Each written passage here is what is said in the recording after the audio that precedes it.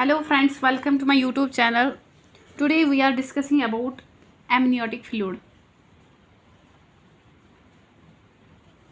Amniotic fluid, ठीक है।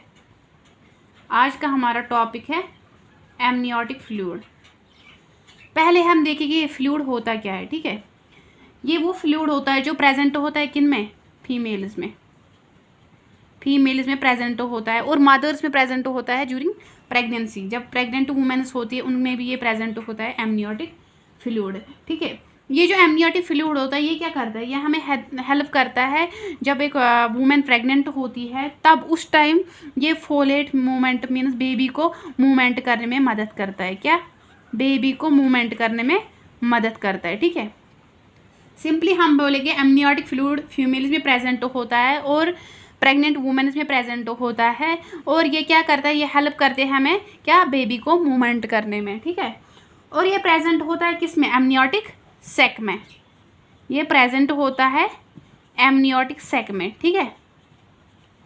और ये क्या करता है, जब अर्ली वीक होती है प्रेगनेंसी की इसका वॉल्यूम डिक्रीज हो जाता है। जब अर्ली वीक होती है प्रेगनेंसी की, अर्ली वीक होती है तो फिर इसका वॉल्यूम जो होता है वो डिक्रीज होता है। क्या होता है, डिक्रीज, ठीक है। और जब क्या होता है, प्रेगनेंसी जब एक्सीड हो जाती है, ठीक है, एक्सीड अगर होगी तो इसका वॉल्यूम जो होता है वो क्या होता है, इंक्रीज, ठीक है। सो ये था इंट्रोडक्शन किसके बारे में, एमनियोटिक फ्लूइड के बारे में। एमनियोटिक फ्लूइड हम सिंपली बोलेंगे ये वो फ्लूइड होता है जो प्रेजेंट होता है फीमेल्स में और ये क्या करता है, ये बेबी के मतलब बेबी को मूवमेंट होने में मदद करता है। और ये होता है प्रेजेंट किस में, फीमेल्स में, मतलब जब वो प्रेग्नेंट होती है उस टाइम ये क्या करते हैं, बेबी को मूवमेंट करने में मदद करते हैं। और ये प्रेजेंट होता है किस में, एमनियोटिक सैक में। और जब प्रेगनेंसी मीन्स अर्ली वीक होती है प्रेगनेंसी की तो इसका वॉल्यूम जो होता है वो डिक्रीज हो जाता है, ठीक है। और जब एक्सीड हो जाएगी ये प्रेगनेंसी तो इसका वॉल्यूम इंक्रीज हो जाता है, ठीक है। अब अगर ऑरिजिन देखेंगे, ठीक है, ऑरिजिन देखेंगे किसका, एमनियोटिक फ्लूइड का अगर ऑरिजिन देखेंगे इसमें बोथ मीन्स इसमें फीटस और मदर रोल प्ले करती है, ठीक है। Both mother and baby plays role, ठीक है। ये है इसका पहला point.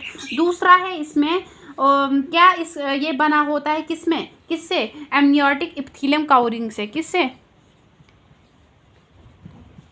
Amniotic EPRT epithelium covering, ठीक है। सो सिंपली हम बोलेंगे इसका ऑरिजिन इसमें मतलब मदर का रोल भी होता है और बेबी का रोल भी होता है। और सेकंड अगर देखेंगे ये बना होता है किससे, एमनियोटिक इपिथेलियम कवरिंग से, ठीक है। और फर्स्ट फीटल सरफेस जो होती है वो बनती है किससे, प्लेसेंटा साइड से, ठीक है, प्लेसेंटा साइड से, ठीक है, या हम बोलेंगे बेबी के साइड से। जब फर्स्ट फीटल सरफेस होती है, जो इसकी फर्स्ट फीटल सरफेस होती है वो बनती है प्लेसेंटा साइड से, ठीक है। इसके बाद इसका वॉल्यूम किसका, एमनियोटिक फ्लूइड का। अब हमें देखना है एमनियोटिक फ्लूइड का वॉल्यूम कितना होता है। अगर वॉल्यूम की बात करेंगे इसका वॉल्यूम रिलेटेड होता है गेस्टेशनल एज के हिसाब से। मीन्स इसका वॉल्यूम जो होता है वो गेस्टेशनल एज के हिसाब से होता है, या हम बोल सकते हैं ये डिपेंड होता है किस पे, गेस्टेशनल एज, या हम बोलेंगे वीक्स ऑफ प्रेगनेंसी या ट्राइमेस्टर्स, ठीक है। सो सिंपली हमने बोला एमनियोटिक फ्लूइड वो फ्लूइड होता है जो प्रेजेंट होता है फीमेल्स में, प्रेग्नेंट वुमेन्स में प्रेजेंट होता है। ये क्या करते हैं, हेल्प करते हैं क्या, बेबी को मूवमेंट करने में, ठीक है। ये प्रेजेंट होता है एमनियोटिक सैक में। अगर ऑरिजिन देखेंगे इसमें मदर और बेबी दोनों प्ले करते हैं रोल। और ये कवर होता है किससे, एमनियोटिक इपिथेलियम कवरिंग से, ठीक है। और अगर फर्स्ट फीटल सरफेस जो होती है इसकी वो बनती है किससे, प्लेसेंटा साइड से, बेबी की साइड से, ठीक है। अगर वॉल्यूम की बात करेंगे तो इसका वॉल्यूम जो होता है वो रिलेटेड होता है, वो डिपेंड होता है किस पे, गेस्टेशनल एज के हिसाब से, या हम बोलेंगे ट्राइमेस्टर हिसाब से या वीक्स ऑफ प्रेगनेंसी के हिसाब से। अगर हम देखेंगे वॉल्यूम में, अगर देखेंगे 12 वीक्स की प्रेगनेंसी होगी, ठीक है। अगर 12 वीक्स की प्रेगनेंसी होगी तो 50 ml एमनियोटिक फ्लूइड रिलीज हो सकता है, ठीक है। अगर 20 वीक्स की होगी तो 400 ml रिलीज होता है, ठीक है। अगर 36 वीक्स की होगी या 40 वीक्स प्लस लिख सकते हैं यहाँ पे, 40 वीक्स की हो सकती है, तो इसका जो एमनियोटिक फ्लूइड वो रिलीज़ होगा कितना, 1 लीटर, ठीक है, 1 लीटर। अगर 39 प्लस होगा, ठीक है, तो फिर एमनियोटिक फ्लूइड जो होता है वो कितना रिलीज़ हो सकता है, 600 to 800 ml, ठीक है। सो हमने यहाँ पे बोला इसका वॉल्यूम जो होता है वो ट्रेमिस्टर के हिसाब से, या हम बोलेंगे एज ऑफ प्रेगनेंसी के हिसाब से होता है। अगर 12 वीक की प्रेगनेंसी होगी तो 50 ml हो सकता है रिलीज। अगर 20 वीक्स की होगी 400 ml रिलीज होता है क्या, एमनियोटिक फ्लूइड। और अगर 36 प्लस होगी या 40 होगी तो 1 लीटर या 1 लीटर रिलीज होता है क्या, एमनियोटिक फ्लूइड। अगर 39 प्लस होगा तो 600 to 800 ml रिलीज होता है एमनियोटिक फ्लूइड।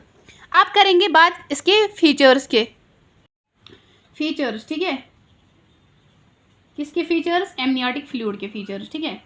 अब जब अर्ली वीक होती है, अर्ली प्रेगनेंसी होती है, इसका कोई कलर नहीं होता, ठीक है। अर्ली प्रेगनेंसी में, अर्ली प्रेगनेंसी ये कलरलेस होता है, क्या होता है, कलरलेस, ठीक है। अर्ली प्रेगनेंसी में इसका कोई कलर नहीं होता। फिर जब प्रेगनेंसी एक्सीड हो जाती है, ठीक है, प्रेगनेंसी एक्सीड हो जाती है, एक्सीड जब हुई तो इसका कलर जो होता है वो पेल सिट्रा हो जाता है, क्या होता है, पेल सिट्रा, ठीक है। क्योंकि इसमें प्रेजेंट होते हैं फिर क्या,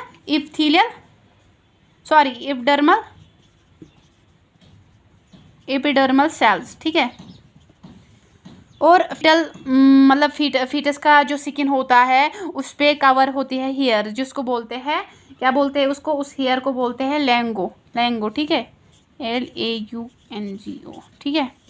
ये होता है कवरिंग, किस पे कवर होते हैं, मतलब हेयर जैसा, हेयर लाइक प्रोजेक्शंस होते हैं किस पे, एक बेबी के स्किन पे होते हैं हेयर फॉलिकल्स प्रेजेंट, उसकी हिसाब से भी इसका कलर पेल सिट्रा होता है।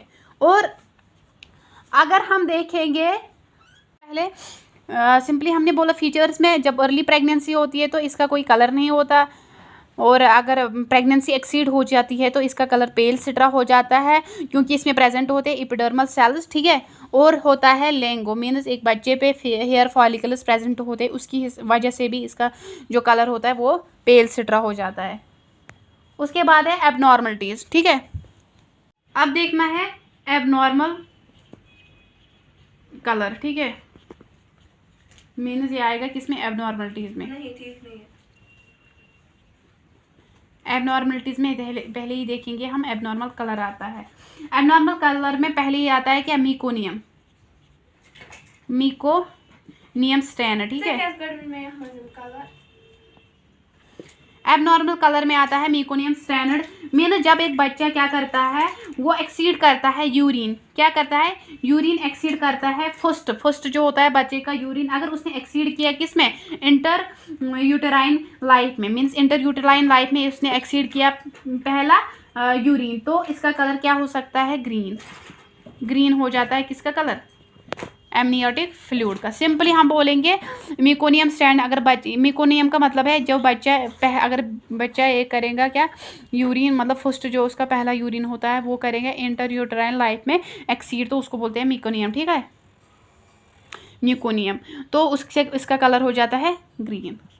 उसके बाद है दूसरा, अगर मदर को RH कैपेबिलिटी होगी, ठीक है, मतलब RH कैपेबिलिटी अगर मदर को होगी तो इसका कलर हो जाता है गोल्डन कलर, ठीक है, गोल्डन कलर।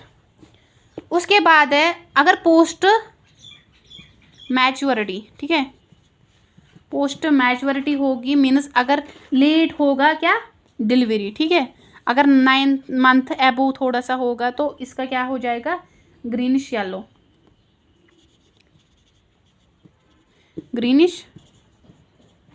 येलो, ठीक है। या अगर मदर को क्या हो जाएगा, हेमरेज हो जाएगा किसमें, इंटर यूटेराइन लाइफ में, ठीक है, इंटर यूटेराइन लाइफ में, तो इसका कलर होता है कैसा, डार्क, ठीक है, डार्क। फिफ्थ पॉइंट इज अगर मदर को IUD means internal uterine disease होगी, इससे इसका कलर होता है क्या, डार्क ब्राउन, डार्क, क्या बोलेंगे, टैबैको जूस। ठीक है। सो सिंपली हमने बोला पहले ही एबनॉर्मलिटीज़ मीन्स जो एमनियोटिक फ्लूइड की इसकी एबनॉर्मलिटीज़, उसमें पहला ही आता है एबनॉर्मल कलर। अगर देखेंगे उसका, उसमें आता है पहला है मेकोनियम स्टैंडर्ड। अगर बच्चा फर्स्ट यूरिन पास करेगा किस में, इंटरयूटेराइन लाइफ में, तो इसका कलर ग्रीन हो जाता है। अगर मदर को आरएच प्रॉब्लम होगी, कैपेबिलिटी होगी, तो इसका कलर क्या होता है, गोल्डन कलर। ठीक है। अगर पोस्ट मैच्योरिटी होगी मदर की, मीन्स इसकी लेट डिलीवरी होगी, तो इसका कलर कैसा हो जाता है, ग्रीनिश येलो। अगर हेमरेज होगा, हेमरेज मीन्स अगर मदर को मतलब इंटरयूटेराइन लाइफ में ही कोई ब्लीडिंग हो जाएंगी, तो इसका कलर डार्क हो जाता है। और अगर मदर को आईयूडी मीन्स इंटरयूटेराइन डिजीज होगी, तो इसका कलर क्या हो जाता है, डार्क ब्राउन, या बोलेंगे टैबैको जूस जैसा। ठीक है। कंपोजिशन, ठीक है। इसके बाद है एमनियोटिक फ्लूइड की कंपोजिशन। ये कंपोजिट होता है किसका, वाटर का। वाटर इसमें प्रेजेंट होते हैं 98 to 99%। और होता है सॉलिड्स का, सॉलिड्स होता है 1 to 2%। ऑर्गेनिक, ऑर्गेनिक में आता है प्रोटीन्स, प्रोटीन्स होता है 0.3 mg%। उसके बाद है टोटल लिपिड्स, टोटल लिपिड्स होता है 50 mg%। उसके बाद होता है यूरिक एसिड और क्रेटिनिन, ये होता है, यूरिक एसिड होता है 4 mg और क्रेटिनिन होता है 2 mg। ठीक है। अब हमने देखा कंपोजिशन में आता है इसका वाटर होता है 98 to 99%, किसमें, एमनियोटिक फ्लूइड में। सॉलिड्स होता है 1 to 2%। ऑर्गेनिक सब्सटेंसेस में आता है प्रोटीन्स, वो होता है 0.3 mg। ठीक है। और टोटल लिपिड्स अगर देखेंगे वो होता है 50 mg। और यूरिक एसिड जो एंड क्रेटिनिन जो होता है, यूरिक एसिड होता है 4 mg और क्रेटिनिन होता है 2 mg। इसके बाद इसके फंक्शंस, ठीक है, किसके फंक्शंस, एमनियोटिक फ्लूइड के फंक्शंस। पहला ये फंक्शन, अगर हम खुद भी थोड़ा हमने पढ़ा एमनियोटिक फ्लूइड के बारे में, तो अगर पहले ही देखेंगे इसका पहला पॉइंट मैंने बोला था, ये क्या करता है, मतलब बेबी को फॉलेट होने में मदद करता है, मूवमेंट होने में मदद करता है। अगर हम अब लिखेंगे इसका, ये प्रिवेंट करता है, क्या करता है, प्रिवेंट करता है बेबी को शॉक होने से, क्या, बेबी फ्रॉम शॉक। ठीक है। ये बेबी को शॉक होने से बचाता है। ये प्रोटेक्ट करता है बेबी को, किससे, फ्रॉम जर्की मोमेंट्स मीन झटके, जो झटके होते हैं उससे बचाता है। अगर मतलब एक प्रेग्नेंट वूमेन होती है, फिर जब उसको गाड़ी में ले जाते हैं, फिर अगर थोड़ा सा ये झटका लग जाता है, उस टाइम इसको हेल्प करता है, मतलब बच्चे को प्रिवेंट करता है, कौन, एमनियोटिक फ्लूइड। ठीक है। और ये करता है प्रिवेंट मीन्स ये प्रेशर पे और कॉर्ड पे, जो मतलब जो प्रेशर पड़ता है किस पे, कॉर्ड और प्लेसेंटा पे, प्लेसेंटा और प्रेशर मतलब कॉर्ड पे जो प्रेशर पड़ जाता है, उससे ये मतलब उससे क्या मतलब ये रैप्चर होने से इसको बचाता है, कॉर्ड और प्लेसेंटा को रैप्चर होने से बचाता है। ठीक है। तो सिंपली हमने बोला, अगर फंक्शंस देखेंगे, ये बेबी को क्या करता है, मतलब शॉक से बचाता है, ये जर्की मूवमेंट से बेबी को बचाता है, और ये प्लेसेंटा और कॉर्ड पे जो प्रेशर पड़ जाता है उस टाइम इसको प्रिवेंट करता है। और जब लेबर होता है, ठीक है, during the time of labour pain जब स्टार्ट हो जाती है, तो उस टाइम क्या हो जाता है, उस टाइम प्रेशर जो पड़ता है किस पे, अम्बिलिकल कॉर्ड और प्लेसेंटा पे। ठीक है। अम्बिलिकल कॉर्ड और प्लेसेंटा पे जो प्रेशर पड़ जाता है, उस टाइम भी ये इसको रैप्चर होने से बचाता है। ठीक है। तो सिंपली हमने बोला फंक्शंस में आता है, पहला हमने देखा था ये बेबी को क्या मूवमेंट करने में हेल्प करता है, और ये प्रिवेंट करता है शॉक, मतलब बेबी को शॉक होने से, ये प्रिवेंट करता है बेबी को किससे, जर्की मूवमेंट से, और ये करता है प्रिवेंट किससे, कॉर्ड और प्लेसेंटा को रैप्चर होने से। और जब लेबर हो जाती है, तो जब मीनस यूटेराइन कंट्रैक्शन हो जाती है, वो ज़्यादा जब हो जाती है, तो उस टाइम क्या होता है, उस टाइम खतरा हो सकता है प्लेसेंटा और कॉर्ड को रैप्चर, मतलब प्लेसेंटा जो होता है और अम्बिलिकल कॉर्ड जो होता है,